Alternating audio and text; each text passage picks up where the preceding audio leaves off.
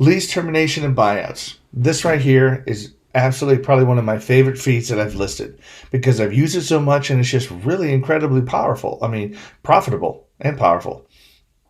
But there are multiple different reasons why a tenant will want to move out of a particular apartment or a home. They move in, they could have a job change. Who knows if they are moving in with their girlfriend or boyfriend, whatever the situation may be, getting married. It doesn't really matter. There's multiple different situations in which somebody moves in with a 12-month lease. All of our leases are 12-month initially, at least at a minimum. And then they may go month to month after that. They may not. But at least for the first 12 months, if they at month 6, if they say, you know what, I'm going to move in or I'm going to be doing something else, so I need to break my lease, then I just simply say, well, here's the situation. This is what we need.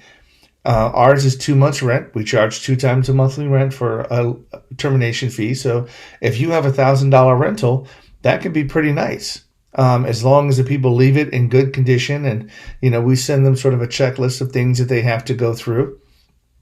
So this right here is really easy and people hardly ever object to it when they have to move out.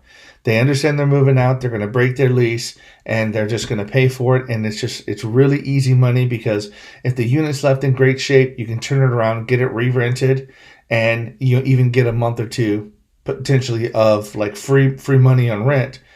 And sort of double dip, if that makes sense. So you've got the money from the previous tenant and you're getting money from the new tenant, and it's completely legal. So again, I love this fee. It's one of my favorites.